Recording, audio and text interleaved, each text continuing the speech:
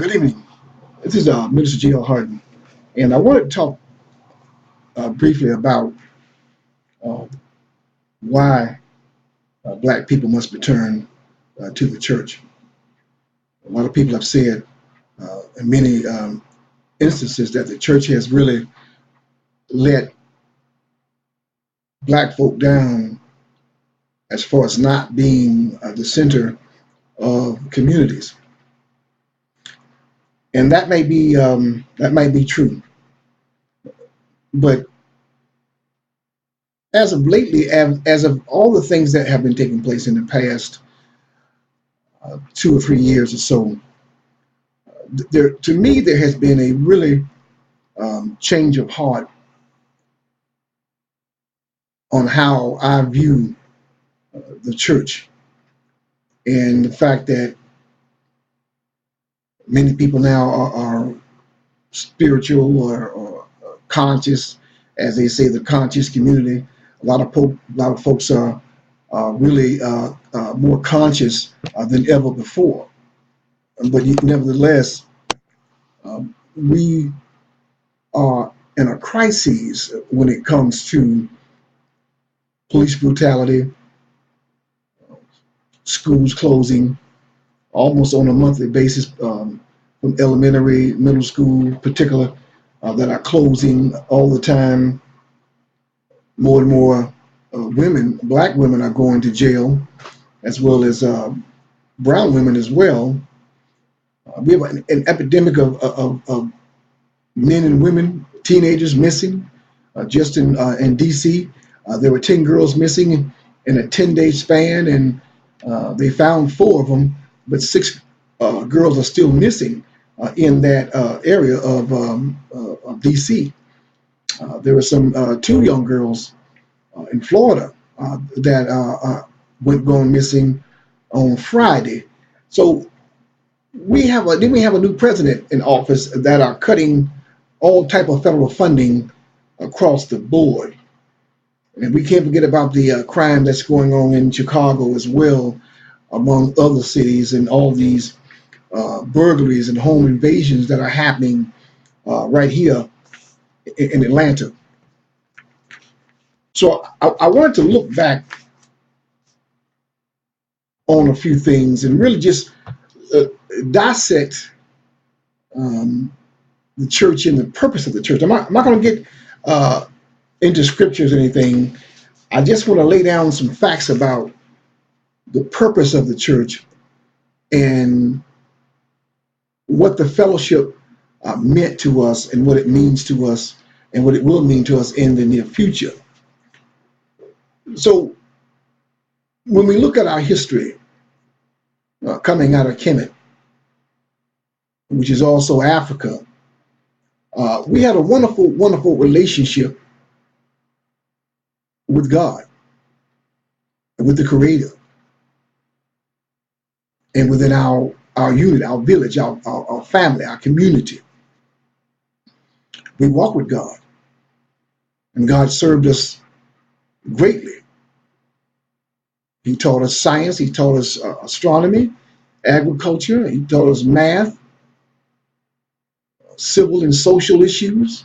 He taught us all the things we needed to survive on this planet: how to build,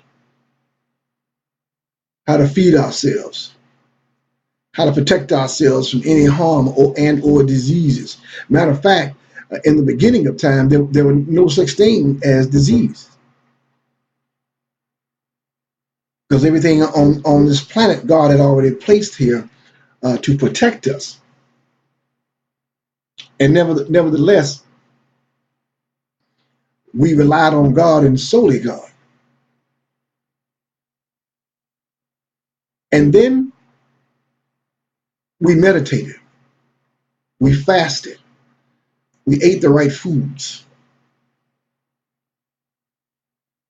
we fellowshipped, we worshiped, and we served God with all our heart and all our might, building great dynasties and pyramids for the living God to dwell in. in us and through us.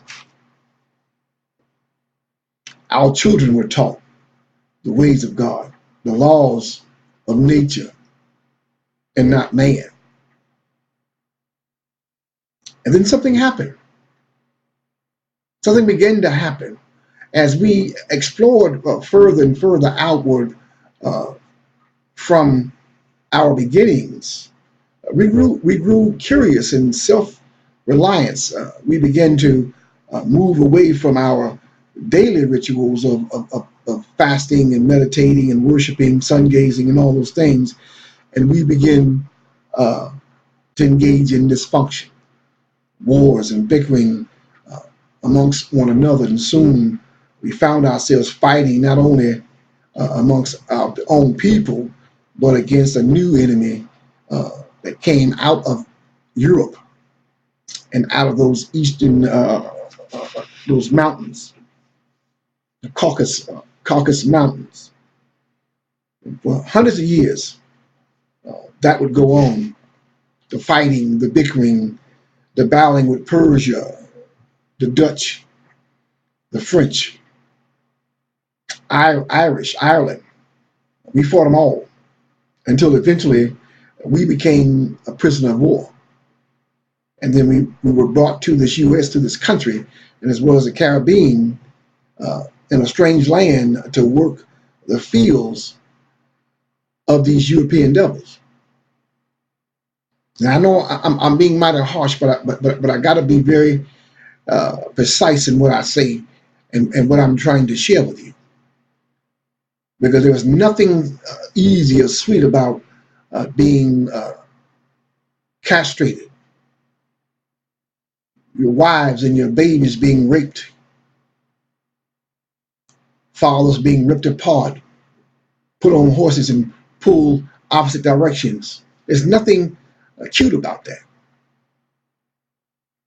Being hung upside down, being beaten with metal objects in the straps.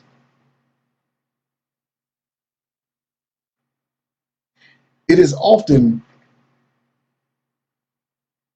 that for 400 years, this foolishness took place, and during those turbulent times, when we were introduced to a God that served the purpose of our own oppressors. Ain't that amazing? Here we are serving a God of our own oppressors.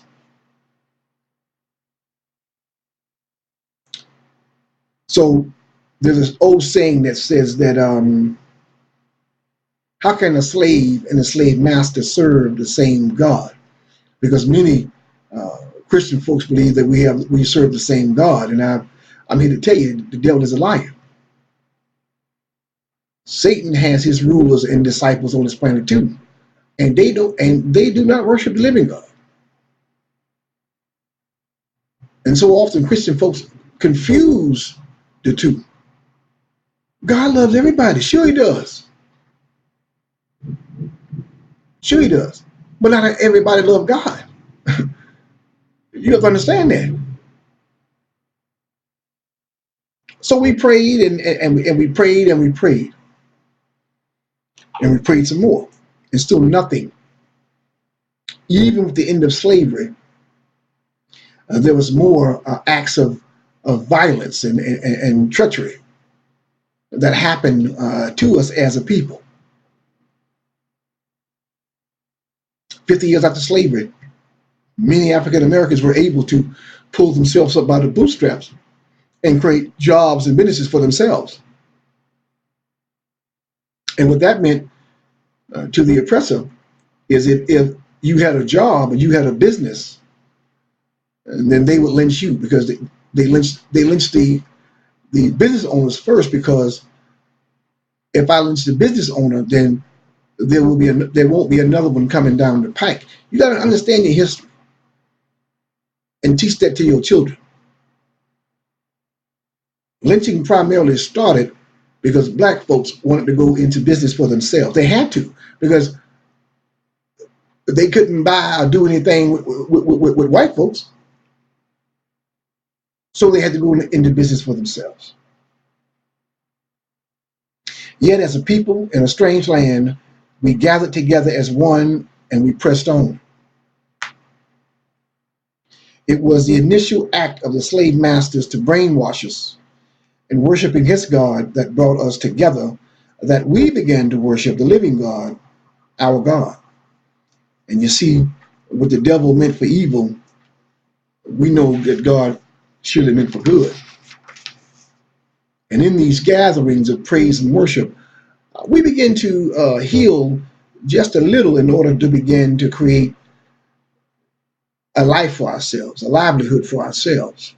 You see, in the fellowship and in those four walls is where black folks gathered together to talk strategy, organizing and developing and creating a bond, because 400 years of chattel slavery, they made us not trust one another, not depend on one another. The wives couldn't depend on their husbands because they would use a husband and degrade them to show the wives and the children that this man that you call daddy and you call husband, he can't help you. Many of the slave masters even said, I'm your God. You don't have a God. So that's why I said all that what I said earlier. So we began to build towns and communities that it was, again, 50 years after slavery that you had Tulsa, Oklahoma, which they called Black Wall Street. You had Wilmington, North Carolina, thriving. You had Detroit. You had Washington, D.C. You had Arkansas. You had Tennessee. You had Atlanta. All thriving. But the initial surge of all of this came out of the fellowship of those walls in the church. If anybody was sick, anybody had a need for anything, it was dealt in the church. That's where all the planning for the voter registration took place. All the boycotts took place in the church. In the church. So all this birthed inside those four walls of a black church where Malcolm was born. We know we know he was in prison, but in his mind and in his body was the temple.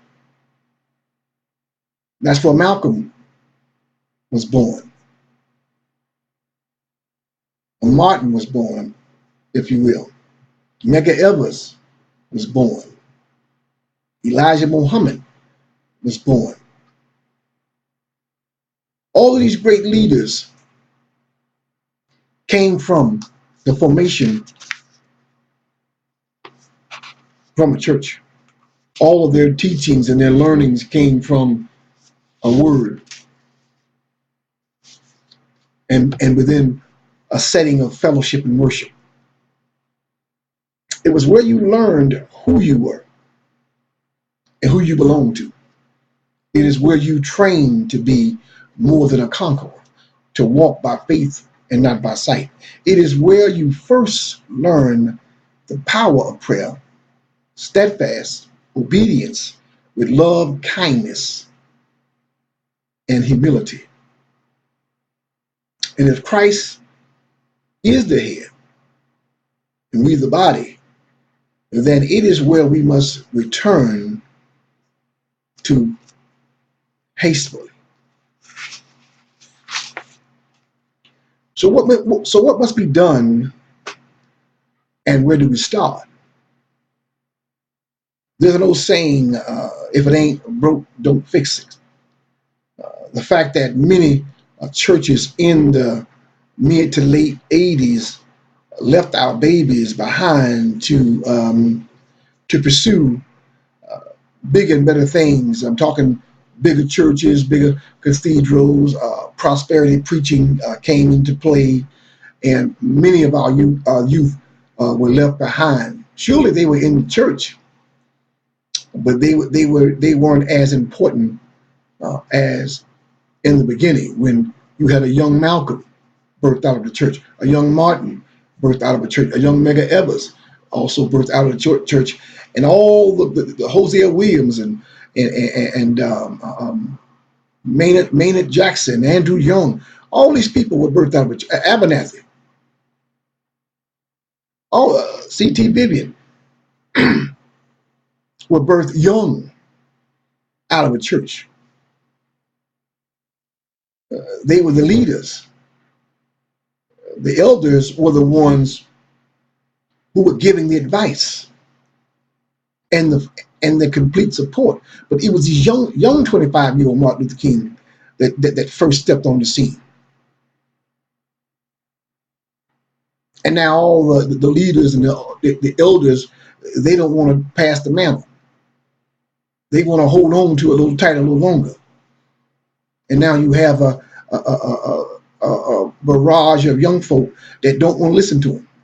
I remember in St. Louis when Jesse Jackson went down there on national TV, they told him they didn't want him. Get out of here. Get out of our town. They cursed him. Al Sharpton, he knew better. He didn't go there. He didn't stay long.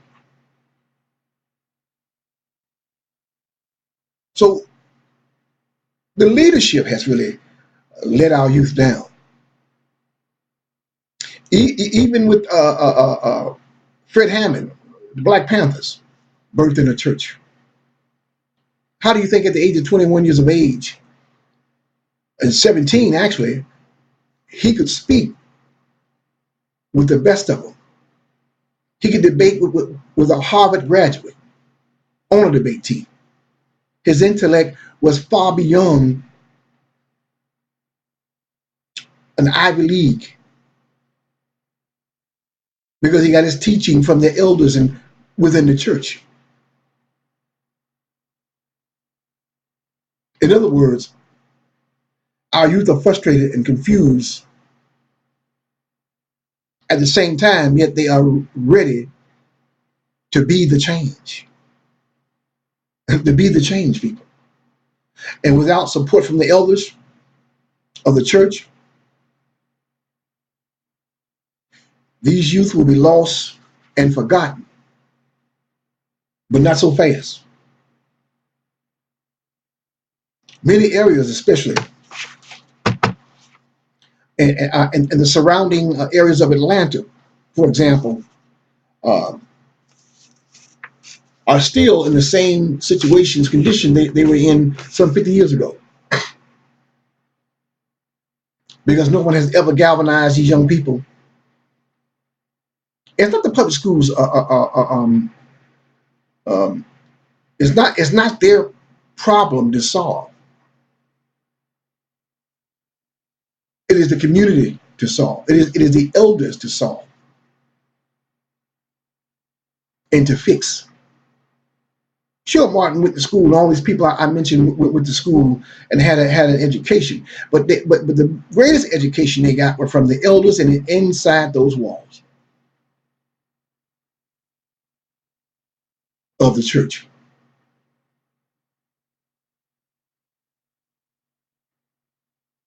And what I'm saying is these communities, not just in Atlanta, but in most urban cities, they face the same issues for some 40, 50 years. And it seems as if society has forgotten about them.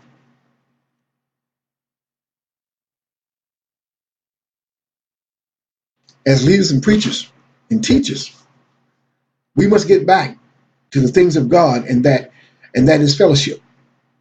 And God instructed us to subdue the earth, multiply, have dominion. And that won't work if we don't begin to protect our greatest commodity, and that is our youth. That is our youth people. No government program is going to solve or save us. No nonprofit can do it by themselves. No, it's going to take everyday God fearing people to make this investment come back with a huge return.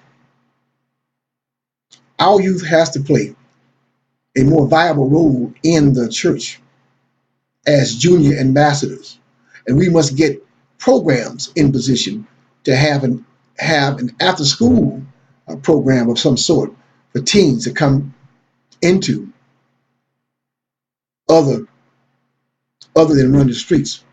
You got to have counselors, people, readily available. There's so much going on in a child's life. You'd be amazed at what that child may go through from the time he leaves home to get to that school. Mental and physical abuse,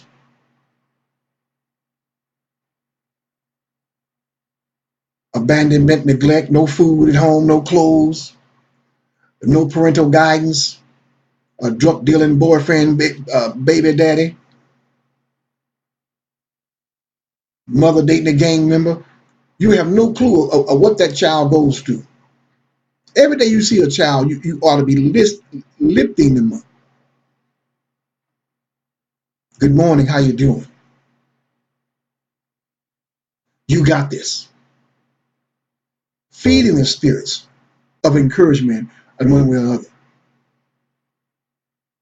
Yes, I know many people have given up on the church, but what I'm telling the church is that you have to get back to the things of God. All these things that take money, but there's more money out there in these communities than it was back in the 30s and 40s, and you know that.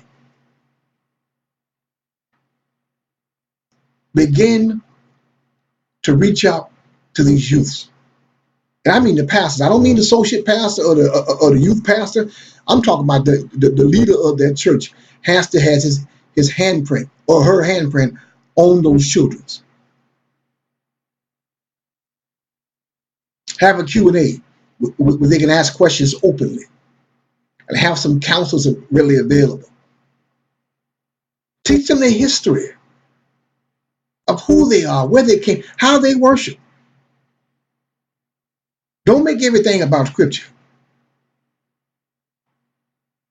because everything is not in the Bible. God left us many blueprints to follow behind. You got to teach these kids about Dr. Amos Wilson and Dr. Claude Anderson, Dr. Ben, Dr. John Henry Clark, and all these great ancestors, Dr. Francis Cress Welsing and Amani Anu, and so many more that I'm missing. Brother Kaba, Dr. Phil Valentine. I go on and on. It's right there. The science is there. And if they knew who they are, they would be so empowered. You don't know how, when I found out who I was, it just changed my life. No more fear. Understanding now how the enemy operates, but nevertheless knowing how to defeat the enemy and have the victory. That's all I came on this air to talk about tonight, was the fact that we got to get back, man,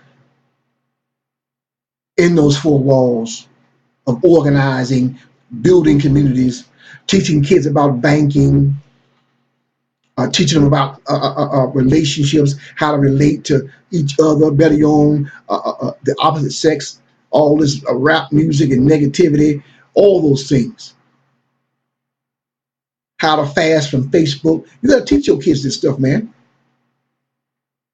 About credit, how credit works. What you need to buy a house, to buy a car. How much you need to start saving for a college education. These are classes that will empower them. And they should start from the church. That's all I came to say. Again, this is Minister G.L. Harden. And I always love to say, to know yourselves is to love yourselves, and to love yourselves is to spend time with God. Thank you, peace, God bless, and please share this bit of information. It's just my thoughts. Peace.